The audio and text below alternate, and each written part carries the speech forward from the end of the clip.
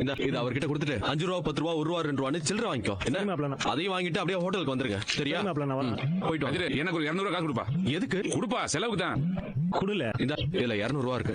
டெக்லஸ் நீங்க போயிட்டு வாங்க. நாங்க வரமாப்ல. வா போலாம். பூர்ணி வரேனே. நான் அப்படியே ஹோட்டலுக்கு போயிட்டு வந்துறேமா. சரியா? போயிட்டு வரேன். என்னம்மா? ஹோட்டலுக்கு போக வேண்டாம்னு சொன்னா. ஏய், என்னடி நினைச்சிட்டு இருக்க மனசுல? கடைசி நேரத்துல கோயில்ல ஏதாவது பிரச்சனை பண்ணலாம்னு திட்டம் போட்டு வச்சிருக்கியா? அந்த மாதிரி ஏதாவது பண்ணணும்னு நினைச்சா அப்புறம் நான் மனுஷனாவே இருக்க மாட்டேன்னு சொல்லிட்டேன். நானும் போனா போகுது, தோலுக்கு மேல பணமர அவசரத்துக்கு வரைஞ்சேன்னு பொறுமையா இருக்கிறேன். ஆனா என் பொறுமைக்கு ஒரு எல்லை இருக்கு செல்வி. அவ மருதாணி போட்டுக்க முடியாதுன்னு சொன்னா நீ போட்டுக்க வேண்டியதானே? கல்யாணம் அக்காவுக்குப்பா. அவளே மருதாணி போட்டுக்க மாட்டேன்னு சொல்ற, நான் எப்படி போட்டுக்க முடியும்? எல்லாம் வார்த்தைக்கு வார்த்தை நல்லா பேசுங்க. எல்லாம் உன்ன சொல்லணும்டி. உள்ளையா வளர்த்திருக்கிற புள்ளைய இங்க பாருங்க. உனக்கு ஒன்னே ஒண்ணு சொல்லிக்கிறேன். அந்த ஆளு 50 பவுன் நகை ராதிகா அடிச்சு திட்டிட்டாப்பா. இது உன்னை அடிச்சாளா? திட்டாளா அவ?